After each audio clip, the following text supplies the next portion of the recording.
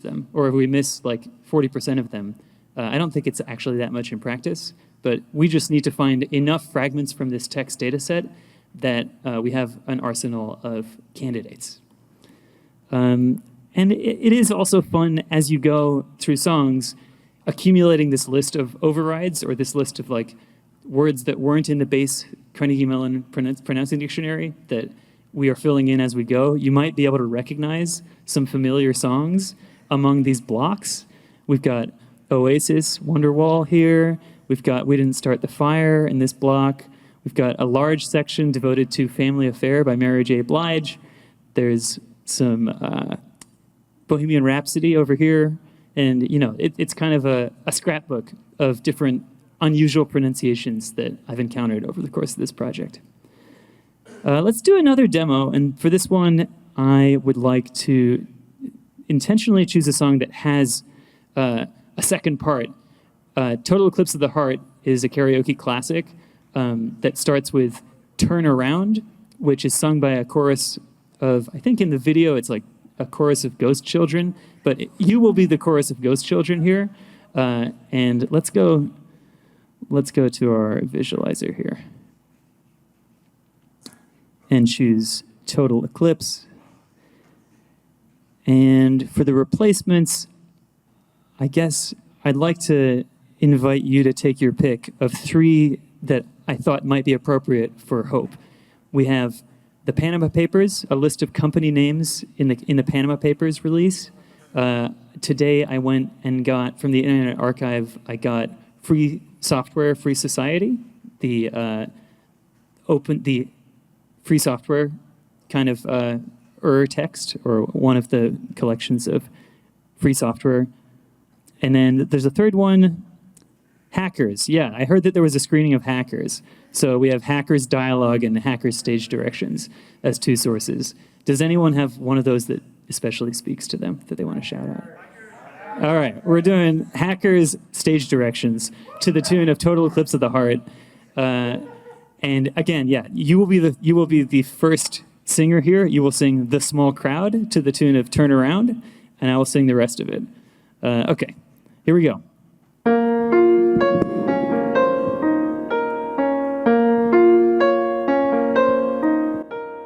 Turn around. Date stands alone in the hall, watching the time closely. He'd rather not do this now. Turn around. Date studies and reverse engineers the garbage file. A woman is seated at the desk. Serial emerges from the desk between her legs. The video changer diagram lights. He sees his computer, Lucy being carried away. The Gibson dies in a flash of light. His eyes. Serial takes off to fix the phone. Serial takes off to fix the phone. Data studies and reverse engineers the garbage. Da Vinci virus dies. Blake finally notices and takes off the helmet. Only Joey thinks to put his hands up.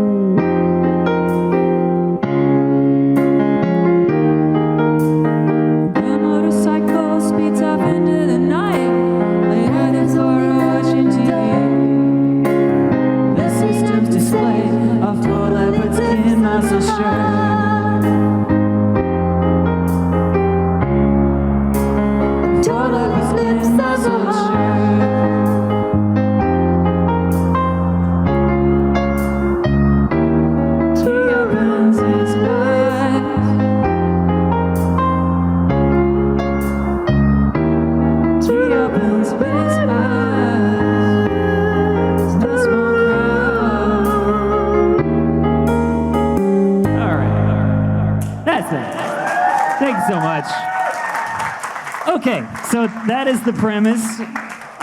Before we get to any more demos, and keep in mind you can request any combination of sources and source texts and songs in the catalog via that QR code when it comes up.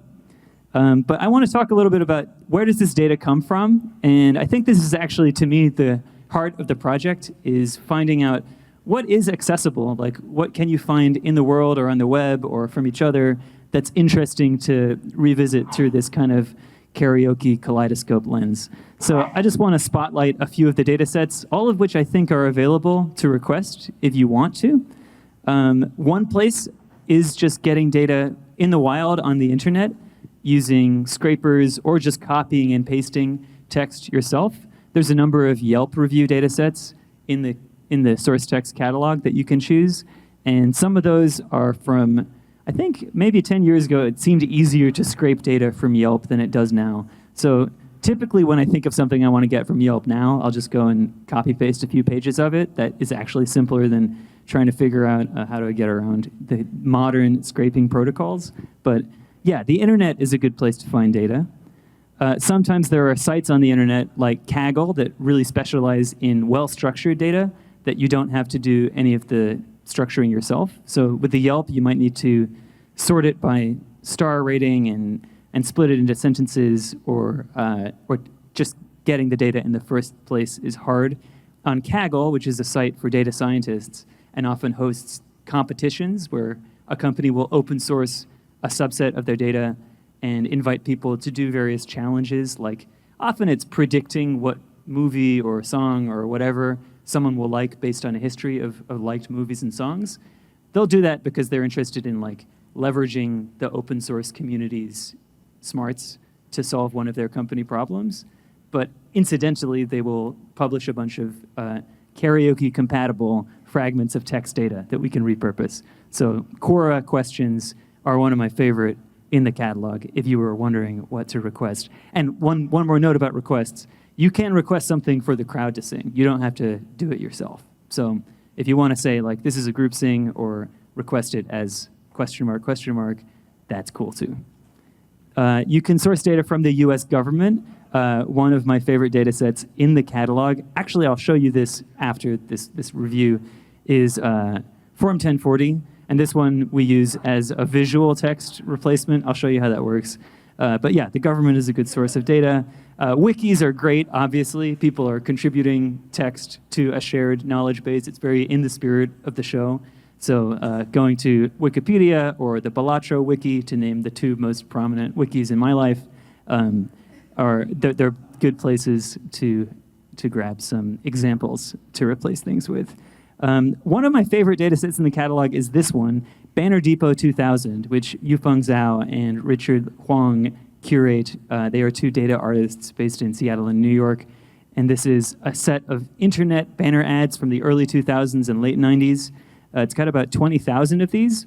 And the great thing is we have both the text and the images. So we can play back a karaoke song and sing directly from the banner ad. We don't need to use the text in isolation. We can like sing the text in context. So if you want to see what that looks like, request Banner Depot or banner ads from the early internet. Something we've done before, but I don't think we have time to do tonight, is to do a crowdsource data set where we publish a form and everyone in the crowd submits, in this case, their biggest fears. Like this was for a Halloween show. We crowdsourced a bunch of fears. And that is a data set you can select, the crowdsourced fears from last year. Yeah, that's another option. We can get it from each other. And then this is maybe a subset of the last two. LARPA, which is this artist makerspace that I am a member of in Brooklyn. We run public events. One of the most relevant to this project from the last year was Small Batch, which was a data set farmers market where we invited people to bring small data sets, which could be anything, any like structured collection of images or text from your life or from a corner of the world or internet that you have trolled. And I think that in itself is interesting. That's kind of the message of this event, and maybe also of this show, is like you add a lot just by noticing things and collecting them, and that is all it really takes to make a data set. It's not something that's fully abstracted from us that only lives in like back-end servers. But this crowd knows that. Some frontiers that I'm excited about that have not worked their way fully into the system yet for sourcing data. I think public bulletin boards are going to be great. They're dense with text. They have like a visual character. I'd like to do a kind of similar thing to the Forum 1040 with bulletin boards. FOIA requests, obviously, we need to incorporate into the system. You can, using the Freedom of Information Act, request government communications of any sort. I think it would be particularly interesting to see how government employees are using chatbots, and FOIA request a collection of chat logs to use for karaoke purposes. Radio scanners, inspired by the earlier talk that this is a slide I made this afternoon. We should use radio scanners as a source of karaoke text.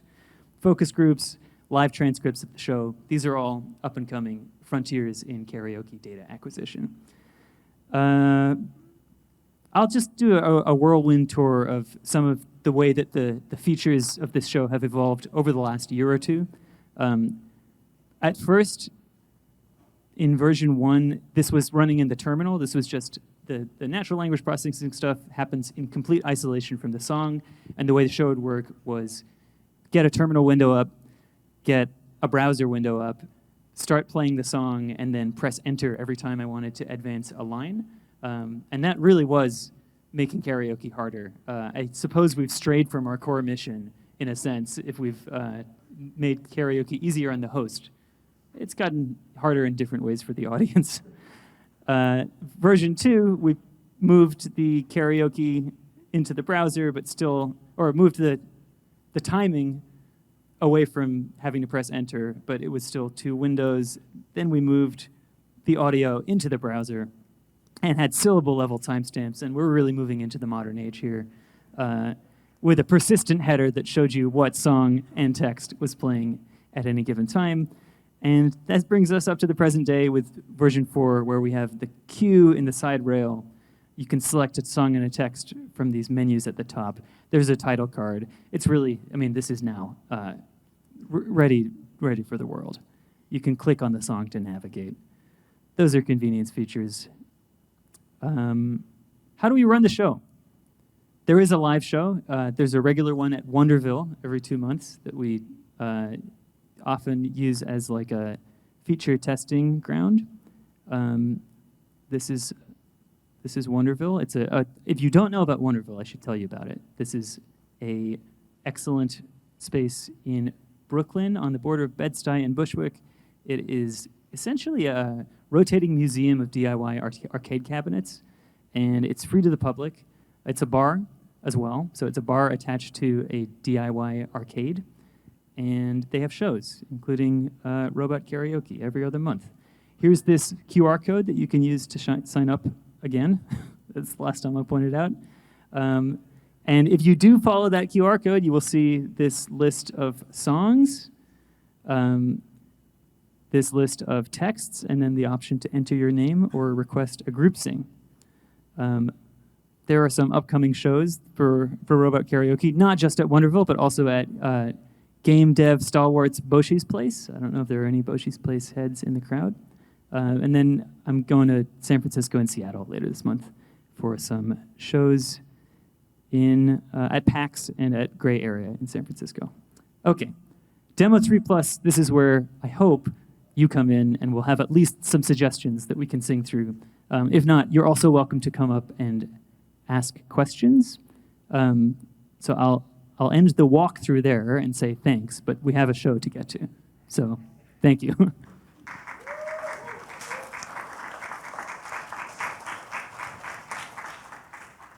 And refreshing, we don't have any new requests.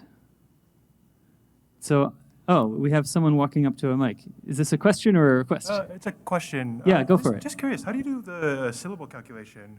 I know it's a... So the syllable counts come from that resource that I mentioned, the pronouncing dictionary. So CMU pronouncing dictionary, let me see if I can find the intro slide here. Each of these, I should have broken this down in more detail. Like, each of these words is paired with a set of phones or phonemes, and some of them are consonants and some of them are vowels. the count of syllables is just the count of vowels in the word.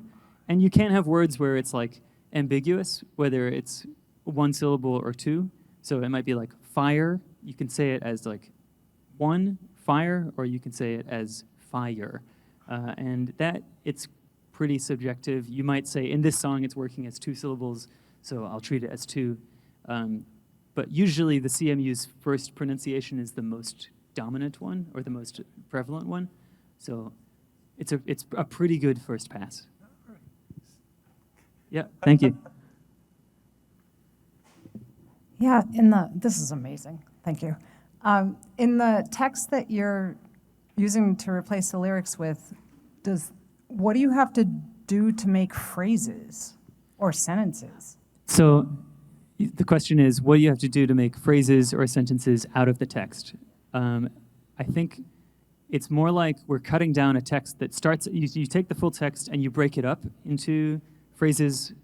Like, we're not doing much assembly from the bottom up of saying, like, how would these two fragments fit together into a line? Each line that you see, by and large, is a full phrase from the data set directly. So we're Okay, not but is it like a logical phrase? I guess that's my question. Or is it just going by the sentence period? Or is it seeking within the sentence and taking only part of it? In this version, there's no attempt to make the lines flow into each other, or to make the pieces make logical sense next to each other. Yeah. There is some, in processing the text on the first pass, like when we're getting the set of fragments from the text, there is some like detection of noun phrases. So you can use a library that says treat each noun phrase in addition to each sentence as a candidate fragment. Okay. And so there's some of that, but most of the time it's good enough to just take the sentence breaks as they exist, and you don't need to go beyond that. I think for some books, for example, where the sentences are very long and they stand no chance of being short enough to fit in a line, it's important to do that noun chunk extraction. And so that's kind of like a heavy artillery that I'll activate when I notice that there's just like not enough short sentences in the first pass. Thank you so much. Yes. I don't know which one of you was first. Let's go here. Is this something we can run on our own? And if so, how? So the combination, the song and text combination is not yet publicly available, but I'm trying to figure out a way to do it that doesn't immediately get taken down.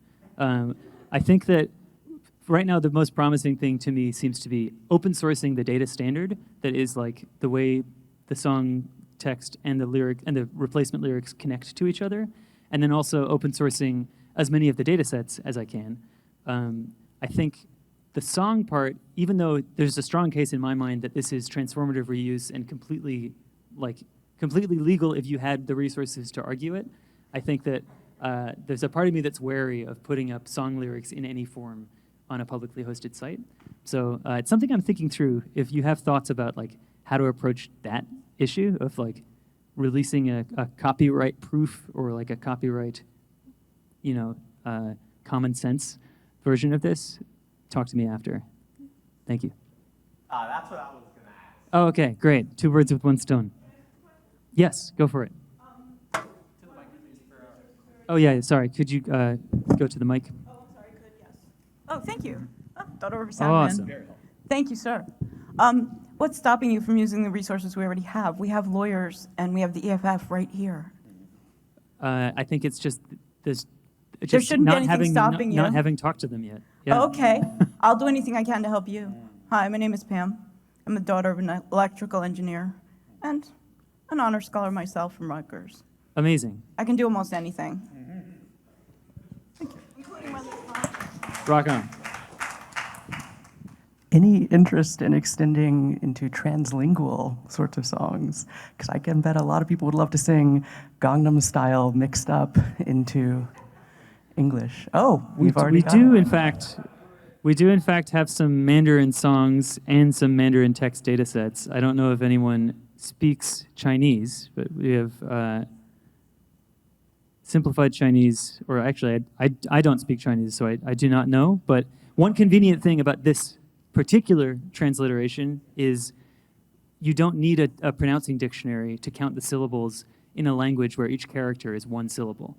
So we have done this with crowds who speak Chinese, and they've said it works well enough. Like, we don't get the high quality of rhymes that we would in English because we're just matching each character and treating that as a syllable.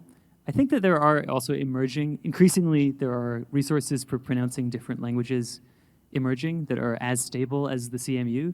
I just found one this week for Spanish that I'm very interested in trying out. But yeah, very, very much there is interest in translingual.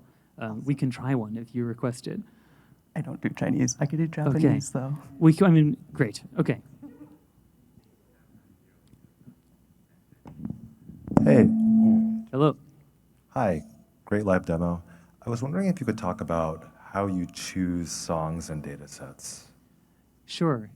I think for songs, something I've noticed is that it helps when each verse has the same metric pattern because, say, like, to take a counterexample, Bob Dylan is not a good artist for doing these kinds of replacements in general. Like, there are some songs, maybe, from early Bob Dylan, but mostly he's sort of like rapid fire coming at you with different variants on phrases and different patterns that you might not encode if you're listening to the song. You might just remember it as the story, or you remember it as like the feel of the song.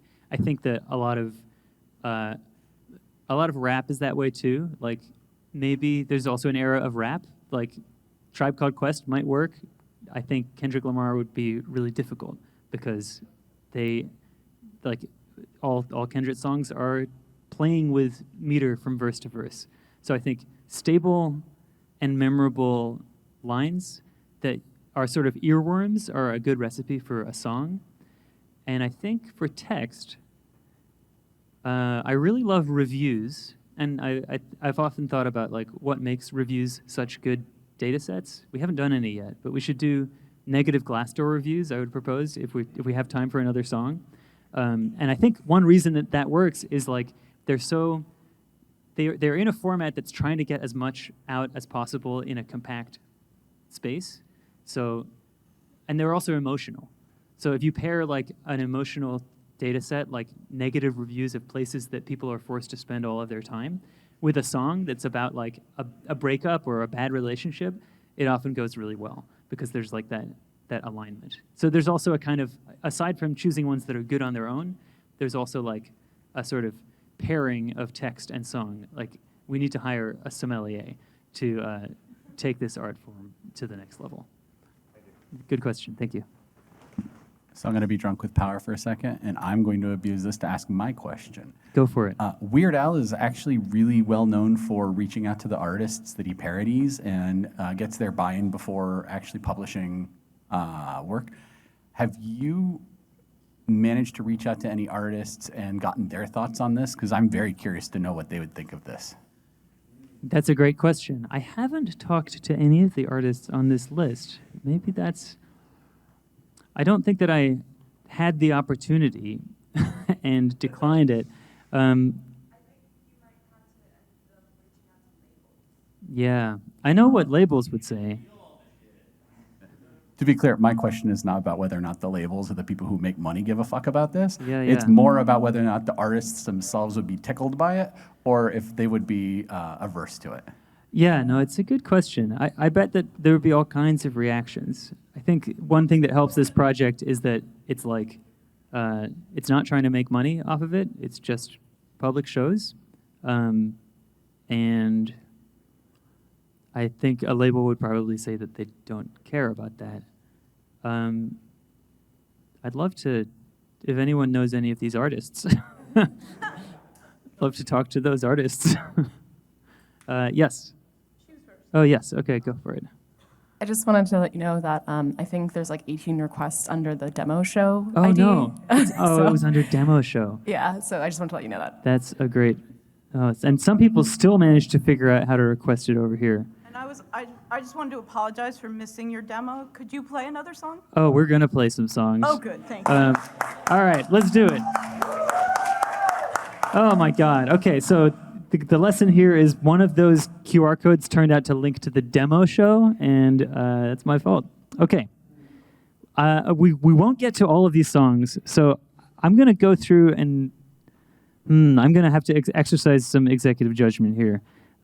This first one is great, actually. We can go in order of requests by default. All the Small Things by Blink-182 with replacements from the Big Lebowski script. Oh, wait. I will say the Form 1040 is worth seeing. So would the person who requested All the Small Things in Big Lebowski be okay with switching to All the Small Things with Form 1040? Oh, that's true. They might be in the stream. If I get a response, I'll let you know. Okay, I'm gonna abuse my power and do that. Blink-182, All the Small Things with replacement lyrics from Form 1040 2024. Let's do it.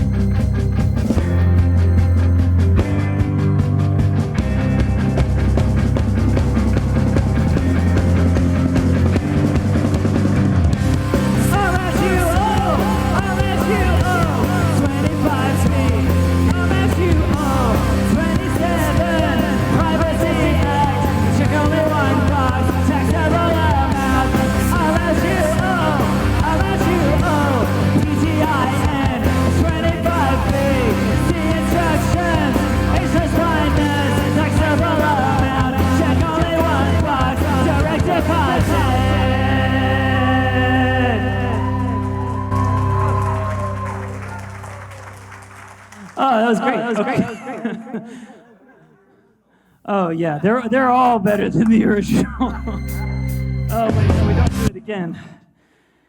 Not again. Okay. Well, we have 6 more minutes, so we have time for probably either one long song or 2 small songs. Friday, I'm in Love. I don't think we have that in the catalog, but we could add it to the catalog. If you have catalog requests, see me after the show for both song and text. We have A Cruel Angel's Thesis requested for everyone. Does anyone know this song? This is the Neon Genesis Evangelion theme song. All right, let's try that one. That's short, and we'll leave us time for one other, with the Mean Girl script as replacements. So this is A Cruel Angel's Thesis, the Neon Genesis Evangelion theme song with replacements from Mean Girl's script. If you know it, sing along. I am beautiful in every single way, yeah.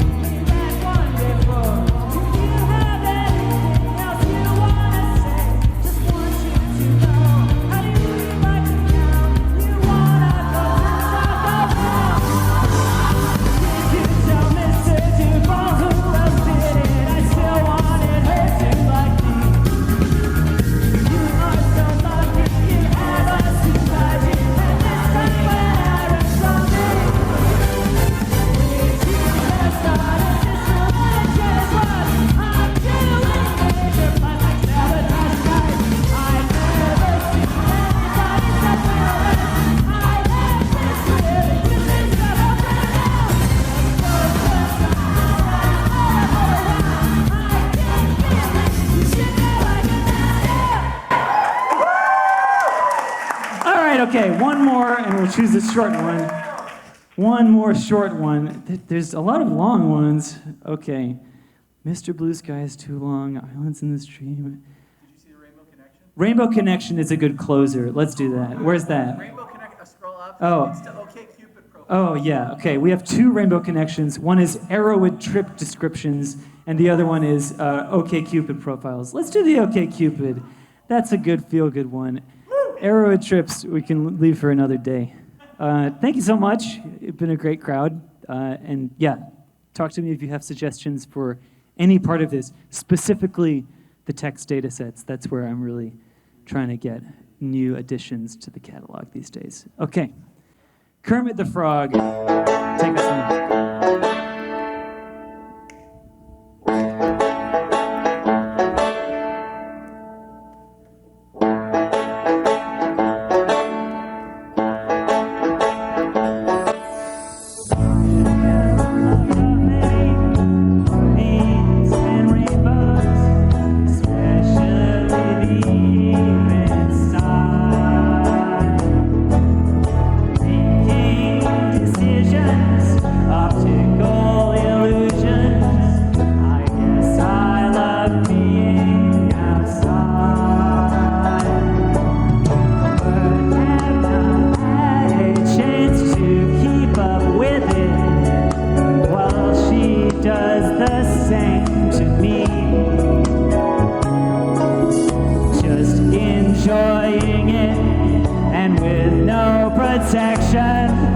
Especially the ocean and sea.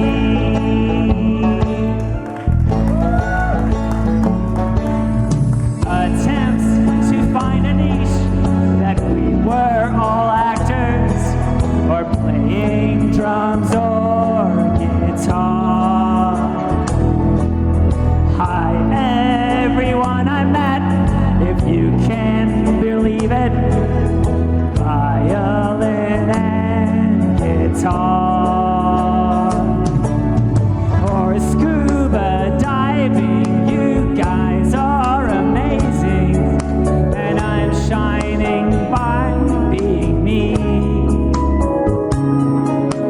Twice if I like it, but a slight direction. Age is just a number to me. Come out of my shell, though the dancing is far less tragic. And playful I am deep, if given two choices.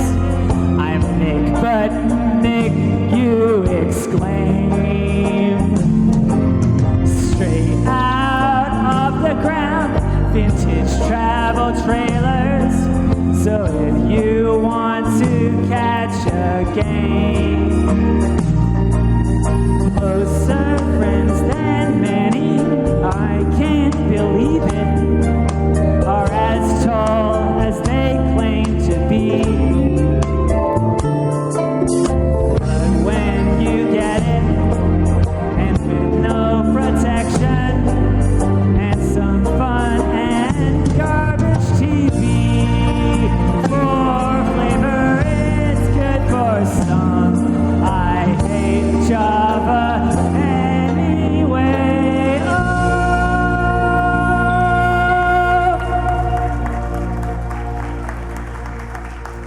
All right. Thank you very much. Yeah, we do this. Go to robotkaraoke.live and you can find the whole schedule. Wonderville is the main place we do it. It's in Brooklyn. Yeah, it's at a Kosciuszko stop on the J. Yeah, go. Kosciuszko. I don't know. The trained people on the mics, on the PAs say it different ways. Thank you so much. Let's hear it again for Jamie!